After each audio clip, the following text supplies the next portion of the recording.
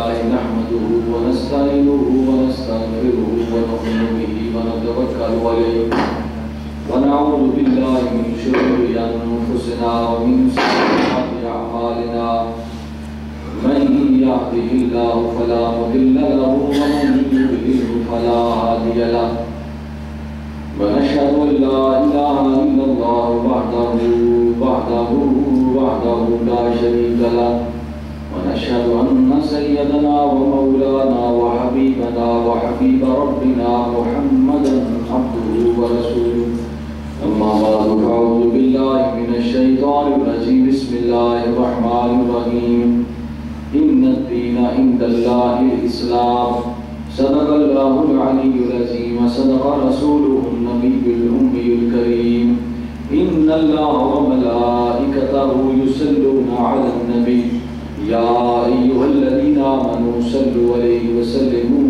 تسليما محبت کے ساتھ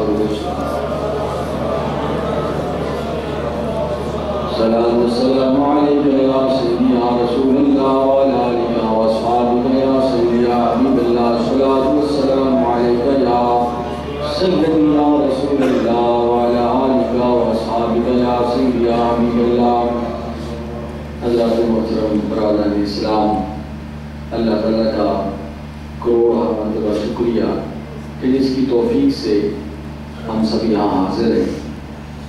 اللہ تعالیٰ ہماری اس حاضری کو اپنی جناب خاص میں قبول و منظور فرمائے اور جو سنائے اس پر عمل کرنے کی توفیق عطا فرمائے۔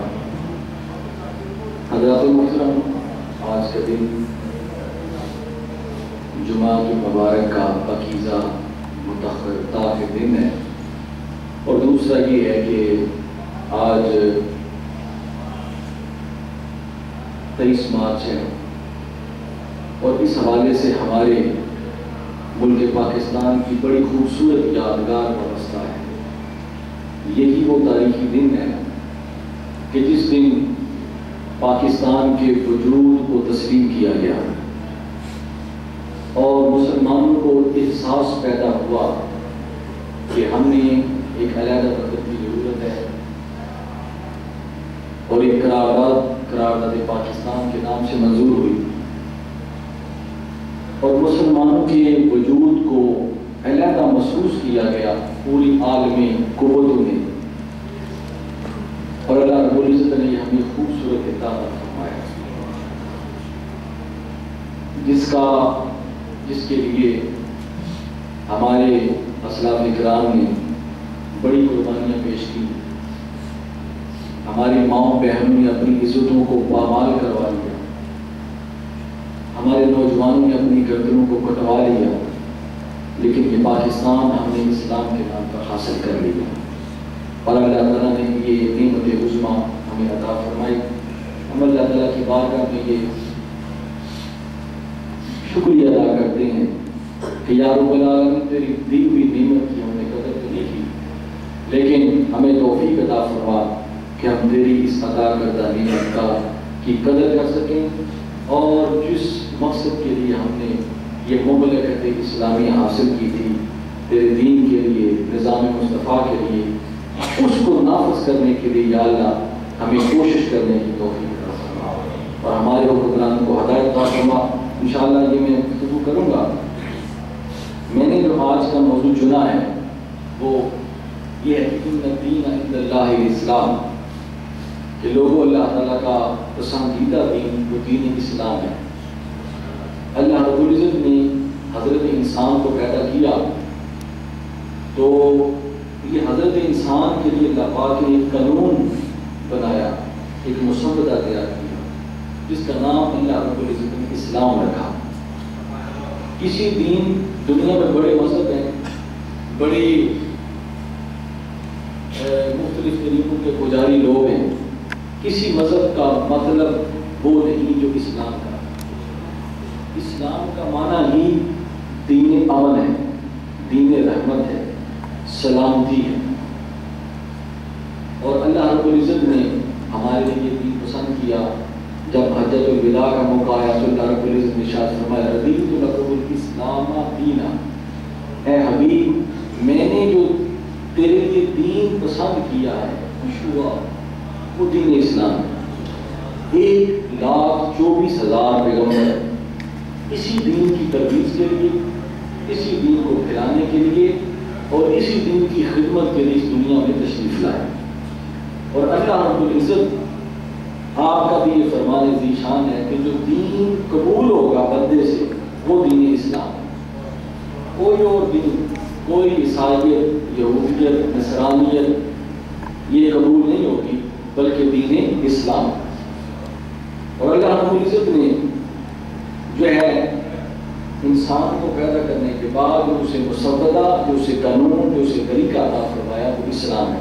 پھر اس کی ارکان، اسلام کی ارکان اللہ رب العزت نے انسان کو عطا فرمائے۔ پھر اس کی حقیقت اللہ رب العزت نے انسان کو سمجھائی، اس کی حقیقت کیا ہے۔ وہ آقا کریم صلی اللہ علیہ وآلہ وسلم کی بارگاہ میں حضرت جبرائیل علیہ السلام تشریف لائے۔ یہ وہ حدیث پاک ہے جسے حدیث جبریل بھی کہتے ہیں۔ حضرت عمر فاروق رضی اللہ تعالیٰ عنہ ارشاد فرماتے ہیں کہ ہم بیٹھے ہوئے تھے تو ایک نوجوان جس کا چہرہ بھی خوبصورت ہے، جس کے بال بھی خوبصورت ہے، وہ دوزانو ہو کر حضور کی بارگاہ میں بیٹھ گیا اور حضور سے چند سوالات کیے۔ سب سے پہلا جو سوال کیا وہ یہ ہے کہ یا رسول اللہ مل اسلام، اسلام کیا چیز ہے، اسلام کسے کہتے ہیں؟ تو حضور نے فرمایا اسلام یہ ہے کہ تو کلمہ پڑھے لا الہ الا اللہ محمد رسول اللہ، نماز پڑھے، روزہ رکھے، رمضان کرے، زکوٰۃ دے اگر تمہیں واجب ہے، حج کرے اگر تمہیں طاقت ہے، تو یہ ارکان اسلام، یہ اسلام ہے۔ پھر اس نے پوچھا یا رسول اللہ مل ایمان، ایمان کیا ہے؟ یہ تو ہو گیا نا طریقہ اسلام۔ آگے مل ایمان، ایمان کیا ہے؟ یہ ہے حقیقت اسلام۔ فرمایا کہ ایمان یہ ہے کہ تو اللہ پر ایمان رکھے، اس کے رسولوں پر ایمان رکھے، اس کے فرشتوں پر، جنت دوزخ پر ایمان رکھے، اس کے اچھی بری تقدیر پر ایمان رکھے، ان کے ساتھ یہ ایمان ہے۔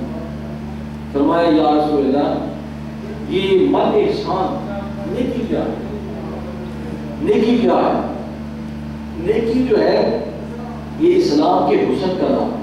اس سے اسلام میں حسن پیدا ہوتا ہے۔ مسلمان ہو تو بندہ نیک نہ ہو تو مسلمانی کا کیا فائدہ ہے؟ زبان کہہ بھی دیا لا الہ تو کیا حاصل، دل و نگاہ مسلمان ہے تو کچھ بھی نہیں۔ تو فرمایا یا رسول اللہ احسان، نیکی کیا ہے؟ فرمایا کہ اے پوچھنے والے، نیکی یہ ہے کہ جب تو رب کی بارگاہ میں حاضر ہو تو تیرے دل میں یہ چیز پیدا ہو کہ رب تمہیں، تو رب کو دیکھ رہا ہے، تو رب کو دیکھ رہا ہے۔ اور اگر یہ کیفیت تجھے حاصل نہیں تو پھر یہ کیفیت پیدا کر لے کہ رب تمہیں دیکھ رہا ہے، یہ احسان ہے۔ پھر قیامت کے متعلق سوال کیا تو حضور نے قیامت کی کچھ نشانیاں بیان فرمائی۔ پھر آخر میں حضور علیہ السلام نے حضرت فاروق رضی اللہ تعالیٰ عنہ سے فرمایا، میرے فاروق جانتے بھی کون تھے؟ عرض کی یا رسول اللہ و رسول عالم، اللہ اس کے رسول بہتر جانتے ہیں کہ یہ کون تھے۔ فرمایا یہ جبریل تھے اور تمہیں تمہارا دین سکھانے کے لیے آئے، اسلام کے بارے میں۔ اللہ تعالیٰ نے ہمیں اسلام عطا فرمایا، اللہ تعالیٰ نے ہمیں مسلمان بنایا، یہ اس کی نعمت، اس کی توفیق ہے۔ اب اسلام کے حقیقت سے حضور ضیاء الامت حضرت جسٹس پیر محمد کرم شاہ صاحب رحمۃ اللہ تعالیٰ علیہ، آپ نے اس کی بڑی پیاری تشریح فرمائی۔ آپ نے فرمایا اسلام کی تشریح میں دو طریقے سے کر سکتا ہوں۔ اس کی اسی طرح تعریف کی جا سکتی ہے کہ اسلام کیا چیز ہے۔ اللہ رب العزت نے ہمیں دو طریقے عطا فرمائے، ایک وہ طریقہ جس میں ہمیں اختیار دیا گیا اور ایک وہ طریقہ جس میں ہمیں اختیار نہیں ہے۔ مثال آپ کے دیتے ہیں کہ جن چیزوں میں ہمیں اختیار نہیں ہے وہ ہماری زندگی ہے، ہماری موت ہے، ہماری شکل و صورت ہے، کل کیا ہونا ہے، ہمیں کس چیز میں اختیار نہیں۔ اللہ نے کب پیدا کرنا ہے یہ ہمارے اختیار میں ہے، ہمیں کب چلے جانا ہے ہمارے اختیار میں نہیں ہے، مرضی سے نہ آ سکتے ہیں نہ جا سکتے ہیں، یہ اسی کی رضا ہے، اسی کا فیصلہ۔ ہماری شکل کیسی ہونی چاہیے ہمیں اختیار نہیں، ہمیں مرد عورت ہونا چاہیے، ہمیں اختیار نہیں، اسی کا امر ہے۔ فرمایا یہ اس کے اختیاری، یہ وہ کام ہے جس میں ہمیں اختیار نہیں، جس میں ہمیں اختیار نہیں ہے۔ بس کرے بھائی، بس کرے، بس کرے، بس کرے، ہمیں اختیار نہیں۔ فرمایا دوسرا کام یہ ہے کہ جس میں ہمیں اختیار دیا گیا ہے وہ یہ ہے کہ اللہ پاک نے آنکھیں دی ہیں تو اختیار دیا ہے کہ اچھی شے بھی دیکھ لو، بری شے بھی دیکھ لو، اختیار ہے تمہیں۔ اور ٹانگیں دی ہیں، اچھی جگہ جا سکتے ہو، بری جگہ جا سکتے ہو، اختیار دے دیا ہے۔ اور تیسری بات یہ ہے، اور ہاتھ دیے ہیں، پاؤں دیے ہیں، ہر چیز دی ہے، لیکن اختیار دیا ہے کہ اچھی کام بھی کر سکتے ہو، برے کام بھی کر سکتے ہو۔ فرمایا پیر صاحب کی بلا حضور فرماتے ہیں، آپ نے فرمایا اختیاری چیز اور غیر اختیاری چیز، جن چیزوں میں اختیار حاصل ہے اس کو بھی، اور جن چیزوں میں اختیار حاصل نہیں اس کو بھی، دونوں کو اللہ اس کے رسول کی رضا پر قربان کر دینا، یہ اسلام ہے۔ تو میں سمجھتا ہوں اس سے پڑھ کر اسلام کی اور کو تعریف تفصیلاً نہیں ہو سکتی سمجھانے کے لیے۔ فرمایا جس میں اس نے اختیار دیا ہے اور جس میں ہم مختار نہیں ہیں، دونوں کو اللہ اس کے رسول کے تابع کر دینا، اپنی زندگی، اپنی موت، اپنا جینا، اپنا مرنا، مرد ہو یا عورت ہو، آنکھیں ہیں یا نہیں، ہاتھ ہیں یا نہیں، دونوں کو اللہ کے اور اللہ کے حبیب کے لیے قربان کرنا، اسے اسلام ہے۔ پھر آپ بڑا خوبصورت واقعہ بیان کرتے ہیں حضرت فضالہ رضی اللہ تعالیٰ عنہ کا۔ یہ حضور کے بڑے پیارے صحابی، وہ فرماتے ہیں زمانہ جاہلیت میں جب آقا کریم صلی اللہ علیہ وآلہ وسلم نے اعلان نبوت فرمایا تو مکہ کی وادی سے ہر طرف مخالفت شروع ہو گئی، اپنے بیگانے ہو گئے، پرائے ہو گئے، دشمن بن گئے سارے۔ تو میں بھی انہی میں تھا جو دشمن رسول تھے۔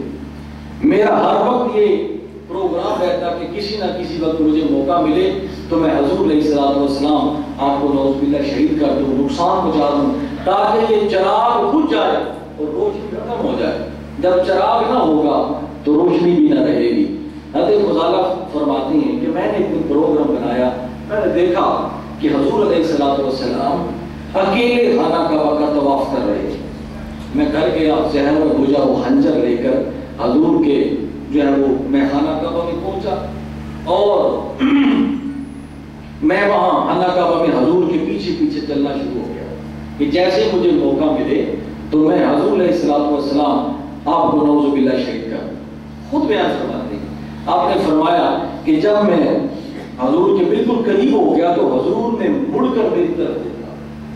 جب جمال مصطفیٰ مجھ پر بڑھا تو خنجر میرے ہاتھوں سے چھوٹ گیا۔ حضور نے فرمایا تو صرف تو پھر روب ہے، اللہ پاک نے روب کے ساتھ میری مدد فرمائی ہے۔ کئی میل کی مسافت پر میرا دشمن مجھ سے گھبرا جاتا ہے، کئی میل کی مسافت پر جب اسے پتہ چل رہا ہے کہ اللہ کے رسول آ رہے ہیں تو وہ گھبرا کر بھاگ جاتا ہے۔ تو فرمایا کہ مجھ پر نبوت کا روب طاری ہو گیا، خنجر گر گیا، اور اللہ کے نبی نے جب مڑ کر دیکھا تو میرے سینے پر ہاتھ دے۔ فرمایا فضالہ بھی وہ وقت نہیں آیا کہ تیرا دل روشن ہو جائے اور تو میری غلامی میں آ جائے۔ حضرت فضالہ نے فرمایا جب حضور نے ہاتھ رکھا تو میں نے پڑھا لا الہ الا اللہ محمد رسول اللہ، انقلاب آ گیا، تبدیلی آ گئی، اب کفر سے اسلام میں آ گئے۔ اب قبلہ پیر صاحب جو بات سمجھانا چاہتے ہیں کہ لوگوں اسلام کیا ہے، نسبت سے خواہشیں بدل دو، جب تعلق جو جوڑ لیا پھر خواہش، ارادہ، ہر چیز اتباع رسول میں ان کے تابع کر، جب تعلق جو جوڑ لیا تو فرمایا جب مسلمان جو کہلاتے ہو تو پھر ہر چیز انہی کے تابع کر دو۔ حضرت فضالہ فرماتے ہیں کہ جب میں حضور کا کلمہ پڑھ لیا، آپ نے جو حکم ارشاد فرمایا تو میں واپس آ گیا۔ لمحے کی بات، ایک لمحہ کچھ تھا، ایک لمحہ کچھ تھا، نہ بھی پورا قرآن پڑھا ہے، نہ پوری حدیثیں پڑھی ہیں، نہ پورے ارکان کا علم ہے، صرف کلمہ پڑھا ہے۔ کلمہ پڑھنے سے ہی اندر کا جو انسان ہے وہ بدل گیا، اس کی سوچ بدل گئی ہے، اس کا زاویہ بدل گیا، روح موڑ لیا ہے۔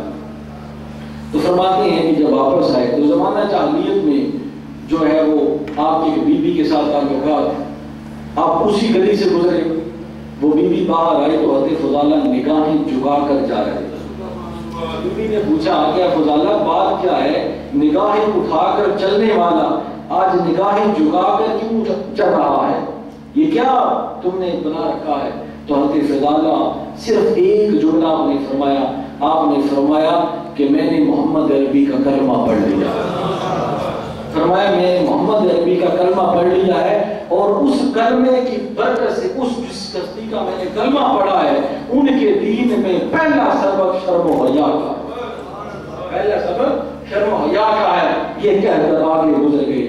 حضرت قبلہ پیر صاحب فرماتے ہیں لوگوں یہی بات ہے کہ جب تم نے کلمہ پڑھ لیا لا الہ الا اللہ محمد رسول اللہ کہہ کر اسلام میں داخل ہو گئے تو فضالہ کی اس چیز کو دیکھو گے کہ لمحے نے ان کی زندگی کو بدل کر رکھ دیا کہ وہ چیز جو پہلے ان میں موجود نہیں تھی جب کلمہ پڑھ لیا. ابھی پورا دین بھی نہیں پڑھا, پورا قرآن بھی نہیں پڑھا, پورے احکام اسلامیہ کا بھی علم نہیں ہے, لیکن زاویہ سوچ کا بدل گیا, ارادہ بدل گیا, خواہشیں بدل گئی, ہر چیز بدل گئی. فرمایا اسے اسلام کہتے ہیں. ان الدین عند اللہ الاسلام. لوگوں اسلام کو یہ نہیں کہ حضرت علامہ اقبال رحمۃ اللہ علیہ فرماتے ہیں جو وہ یہ مسلمان ہوں بدل. جب میں کہتا ہوں کہ میں مسلمان ہوں تو میں ڈر جاتا ہوں. جو وہ یہ مسلمان ہوں بدل کہ جب میں کہتا ہوں کہ میں مسلمان ہوں ڈر جاتا ہوں کہ دان میں مشکلات لا الہ کہ مشکلات لا الہ الا اللہ محمد رسول اللہ کے راستے میں مشکلیں بڑی ہیں, قربانیاں بڑی ہیں, کربلائیں بڑی ہیں, ان کو عبور کرنا پڑتا ہے. تو دوستو بات یہ ہے کہ اللہ تعالیٰ نے جو ہمیں دین اسلام عطا فرمایا ہے کہ اپنی اختیار کردہ چیزیں اور اپنی غیر اختیاری چیزوں کو اللہ کی راہ میں قربان کر دینا یہ اسلام ہے. اور اللہ تعالیٰ نے حضور علیہ السلام نے مسلمان کی تعریف کیا کی ہے. آپ نے فرمایا مسلمان المسلمون من سالم المسلمون من لسانہ و یدہ.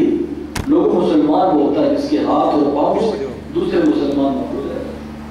مسلمان وہ ہوتا ہے جو مسلمان کا بھائی ہے.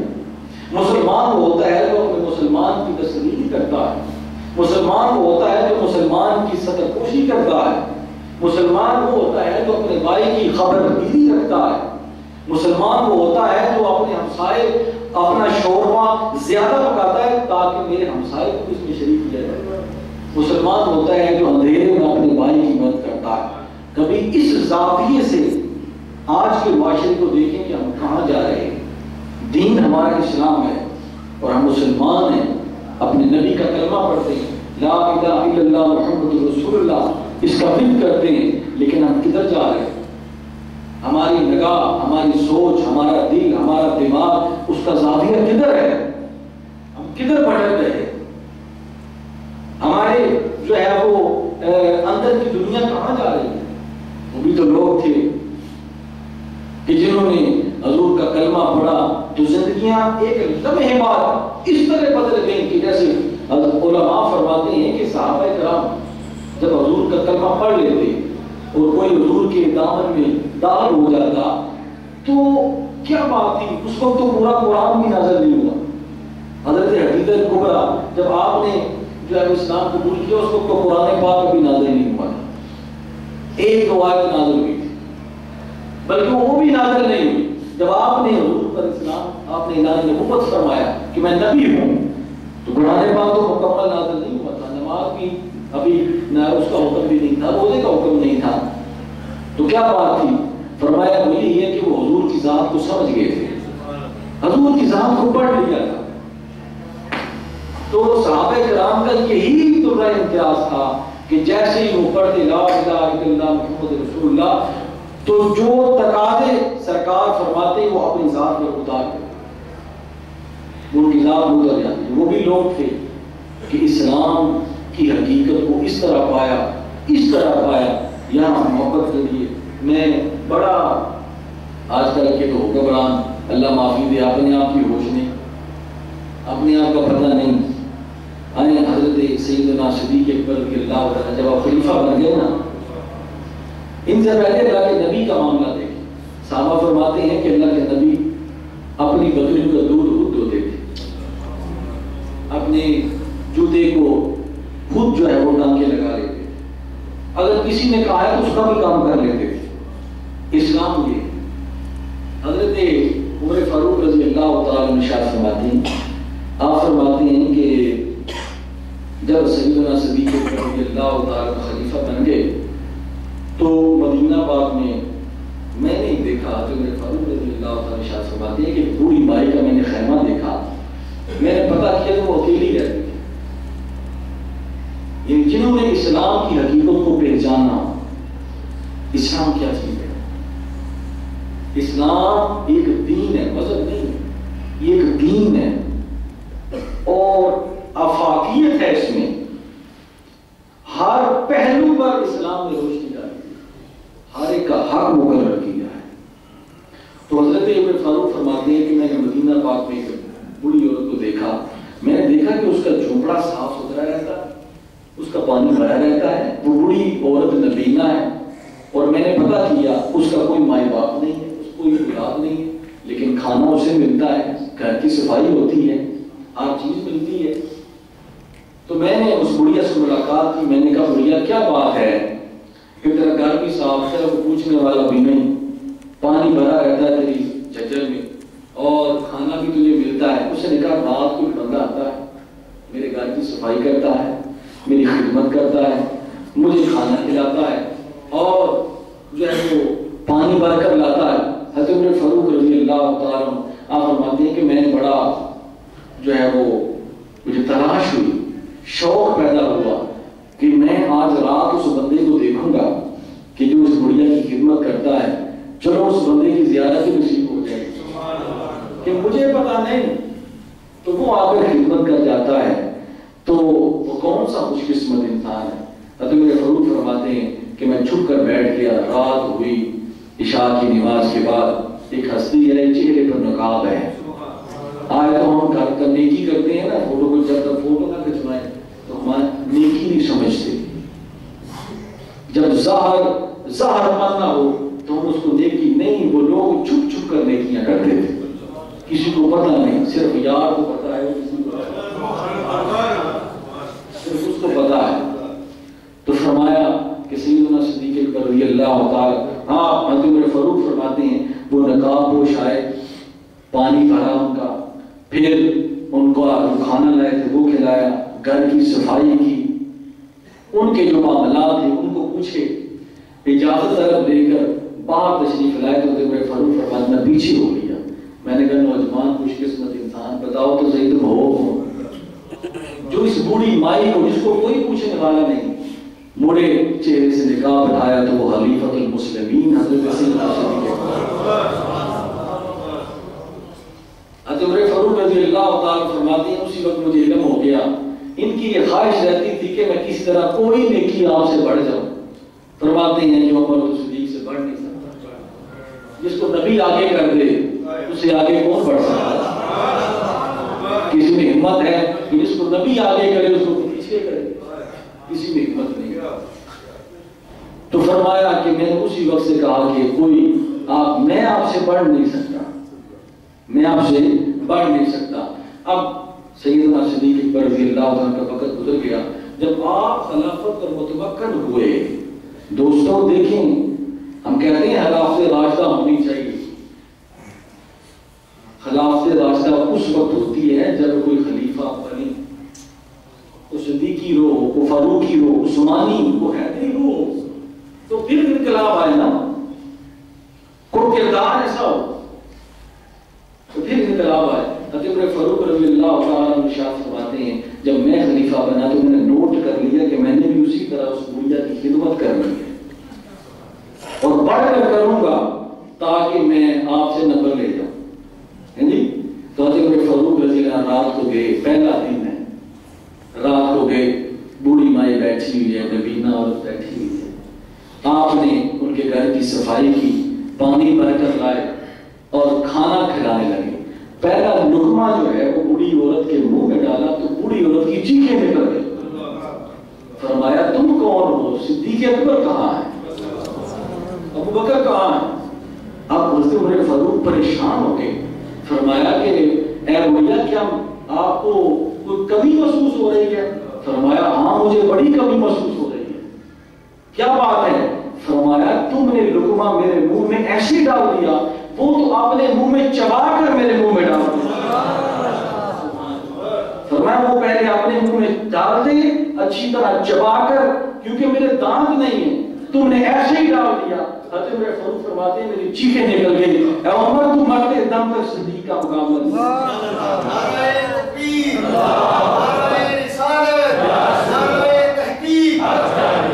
یہ اسلام ہے۔ اس طرح اگر حکمت کے جذبے ہوں گے تو انقلاب آئے گا۔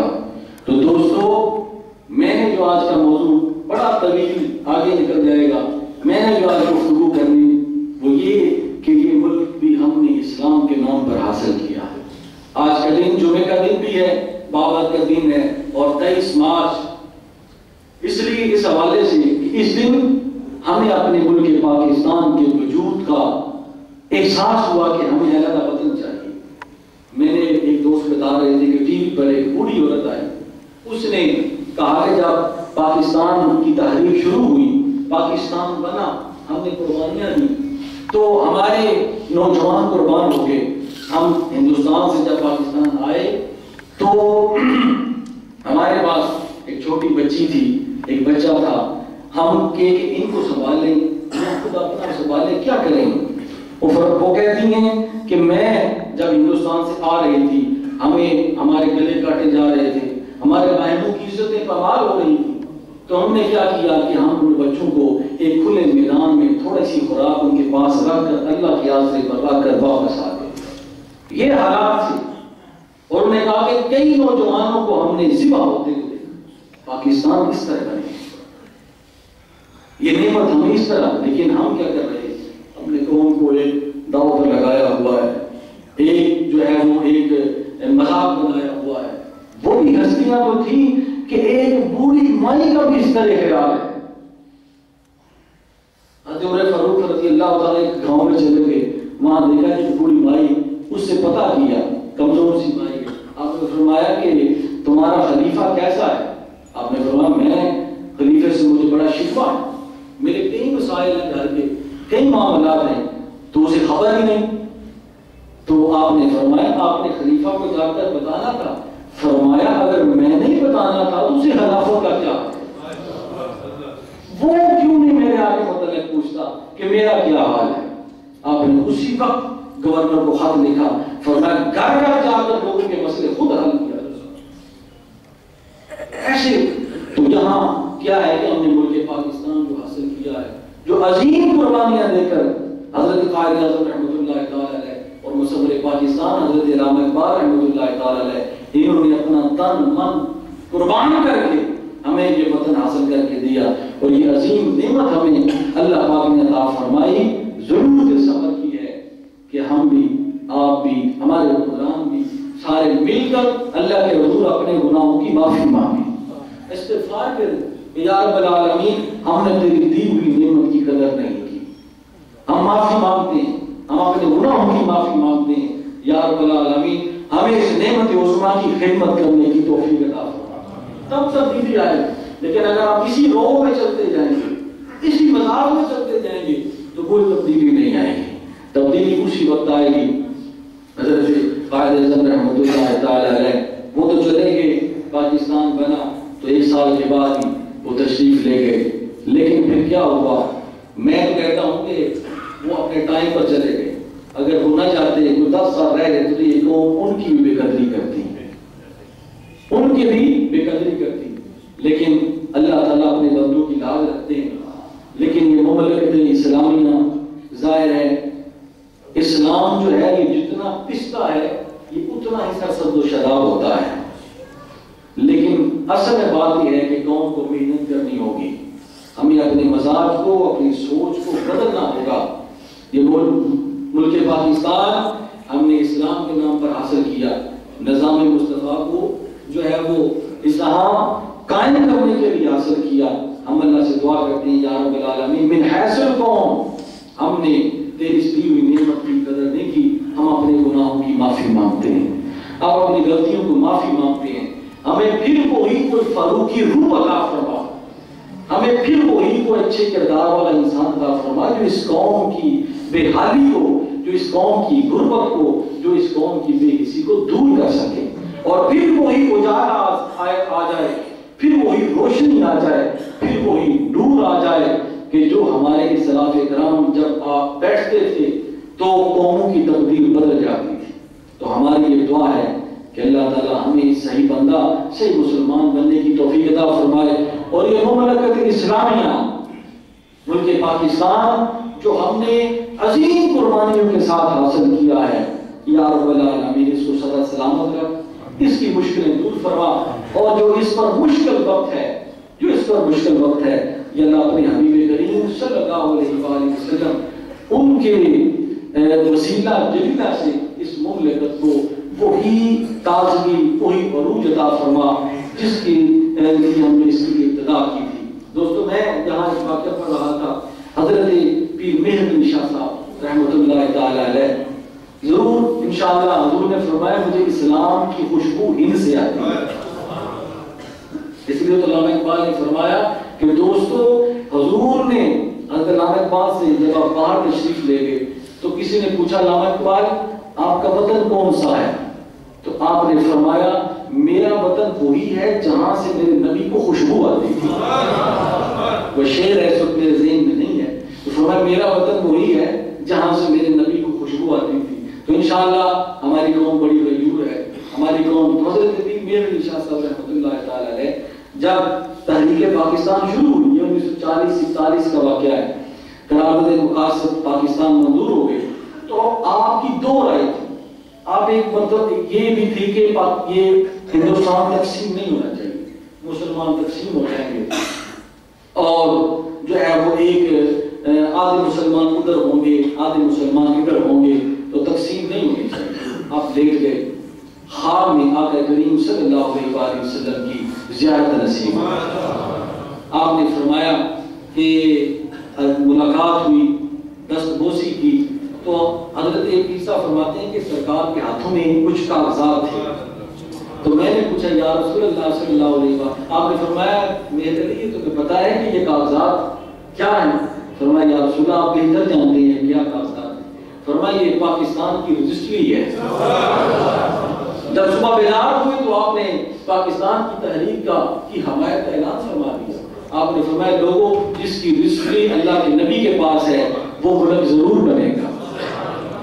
पीर जमात अली शाह साहब रहमतुल्लाह ताला अलैह हमारे इस्लाफ इकराम जिन्होंने दिन रात एक करके हजरत कायद आज़म रहमतुल्लाह ताला अलैह पीर जमात अली शाह साहब मुहद्दिस अलीपुरी ने बहुत बड़ा जलसा किया तहरीक पाकिस्तान के लिए, बहुत बड़ा जलसा किया। यही तो ये है कि आज नस्ल जो है ये म्यूजिक पर लग गई है। ये पाकिस्तान म्यूजिक की बेस पर नहीं बना, ये पाकिस्तान उन शहीदों के खून से बना है, तो उनकी तरफ देखने की जरूरत। पाकिस्तान बना कैसे? तो फरमाया कि हजरत कायद आज़म रहमतुल्लाह ताला अलैह पीर जमात अली शाह साहब ने बहुत बड़ा जलसा किया, बहुत बड़ा तहरीक पाकिस्तान के बनने के हक में। तो हजरत कायद आज़म रहमतुल्लाह ताला अलैह आपने फरमाया कि पीर जमात अली शाह साहब ने जो जलसा किया है उसमें उन्होंने क्या कहा है। तो आपके जो सेक्रेटरी थे, आपने जो मिलने में कहा कि पीर साहब ने फरमाया है कि पाकिस्तान जरूर बनेगा, पाकिस्तान जरूर बनेगा। लोग मोहम्मद अली जनाब पर इतराज करते हैं, लेकिन पीर जमात अली शाह के नजदीक मोहम्मद अली जनाब के वली कामिल। तो आपने फरमाया अगर पीर जमात अली शाह साहब ने फरमा दिया है तो फिर अगर मैं कोशिश करूं या ना करूं पाकिस्तान बने। नारे तकबीर, अल्लाहू अकबर, नारे रिसालत। दोस्तों, ये बात है, ये वो चीजें हैं कि हमारे बुजुर्गों ने जिस ख्वाहिश की, इस इरादे के साथ इस मुमलकत के लिए कोशिश की। मैं एक मैसेज आपको कन्वे करना चाहता था कि आने वाली नस्लों को भी ये बात बताएं कि हमने ये मुल्क कैसे हासिल किया, किन जो है वो बेसिस पर हासिल किया, कौन सी कुर्बानियां, कौन सी वजूहात थी। अल्लाह ताला हमें इस मुल्क की कदर करने की तौफीक अता फरमाए, इसकी खिदमत करने की तौफीक अता फरमाए।